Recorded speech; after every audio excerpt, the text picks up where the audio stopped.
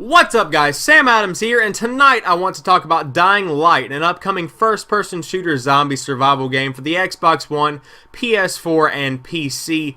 And recently there have been a lot of zombie survival games coming out, and there are going to be more zombie survival games coming out in 2015. It looks like there's actually an excess of them, so I thought that I would take the time to talk about Dying Light and why I think it is one of the standout zombie survival titles coming out this year and why you might want to consider picking it up. So without further ado, let's go ahead and get into it. So first off, let's talk about the setting of the game. It takes place in Harran, which is eerily familiar, or eerily similar rather, to the town in Resident Evil 5. If you ever even played the demo for Resident Evil 5, you should remember that African village kind of slummy map, and it kind of has that feel to it. And I think this is the best choice for a zombie survival game just because of the way that you can maneuver the map. And what I mean by this is that you can run along the rooftops of the shanties, you can run through the small narrow streets almost like rat tunnels down below, or you can traverse in and through and around in between. There are just so many options for how you're able to traverse the map, and I think this is going to make for some pretty interesting gameplay and a lot of options as far as crossing the map goes. So the idea of the game is a pretty simple one. You play as a zombie apocalypse survivor, and you do all of those apocalypse survivor kind of things. During the day, you'll forage for food, gather supplies, gather medicine for your team and your home base, and then during the night, you will simply try and survive. And what Dying Light does that is pretty interesting is that it kind of plays on that don't starve emotional thing, where during the night, everything gets more dangerous and the zombies get stronger and more aware, and therefore are more of a dangerous foe. In addition to this, Techland Games, the developer of Dying Light, added a kind of twist on the night because a human player can actually infiltrate your single-player game session as a night hunter and come and try to affect your game negatively in some way.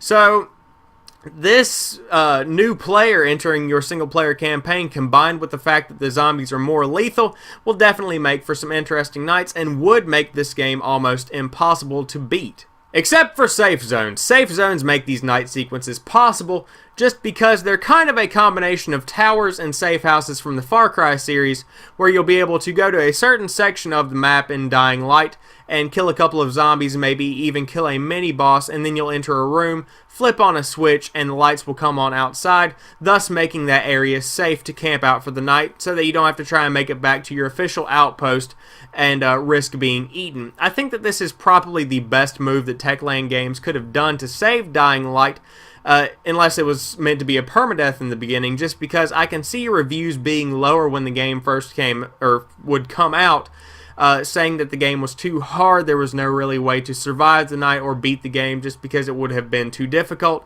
So I think that it was probably for the best interest of the game to include these safe zones, and I think they do work pretty well of what I've seen. As far as the looks or physical look of the game goes, I have to say it's one of the better zombie survival games that I have seen, even on this newer generation.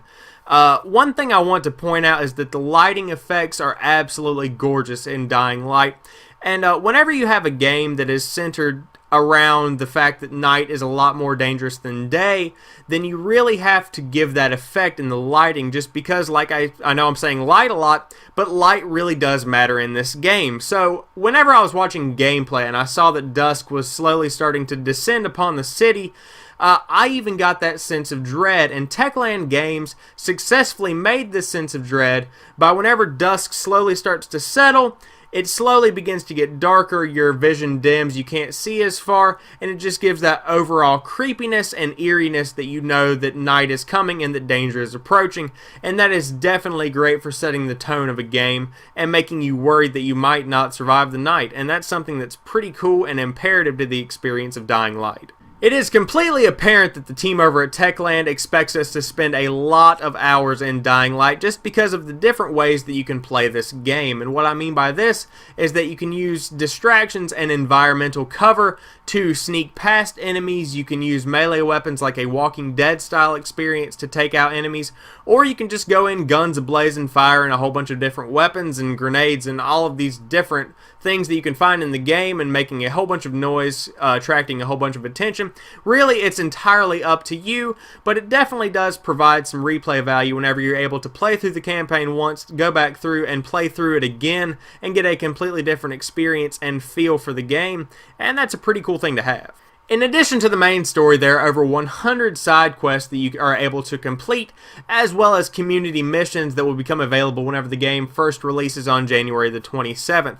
And if all of this does get boring after a while, you've got 4-player co-op where you can beat up zombies and kill other human players with 3 of your closest friends. And I think this is definitely a mode that every zombie survival game should have, just because of the prerequisite that Left 4 Dead 2 set back in the day, where you're able to survive the zombie apocalypse as a team and work together to defeat a greater enemy. And I think that's just a really cool concept that should be implemented more in games like Dying Light. When exploring the city for supplies and tools, you might even come across a chest that cannot be accessed except through a lockpick, and that's a pretty interesting idea just because it gives such a nod to the Elder Scrolls style of lockpicking, and I think that these subtle hints of RPG elements might even add more player interest to the game. People from Elder Scrolls might see this kind of gameplay and come over to check out Dying Light, or people that are playing Dying Light might see this, think about Elder Scrolls, and go check that out. But it's just cool to see elements from other games coming in and infiltrating other genres, and I think that's something that we should probably see more in the coming years. So how do I personally feel about Dying Light? I definitely think that it is probably one of the best zombie survival games that we have seen in the past couple of years.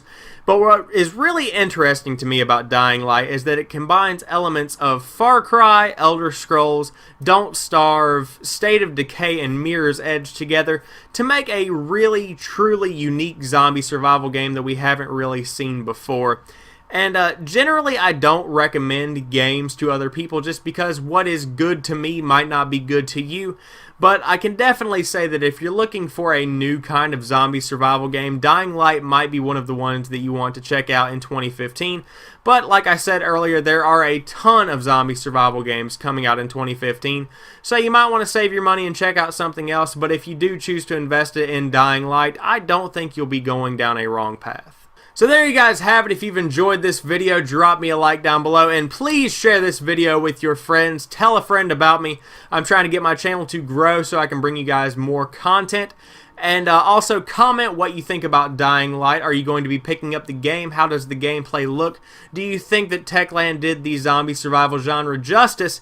And like I said, if you're new to the channel, please head over to my main page and check out some of my other videos. I upload new content on Monday, Wednesday, Friday, and Saturday. So if you like me, if you like my personality, then please consider clicking that subscribe button and make it easy on yourself.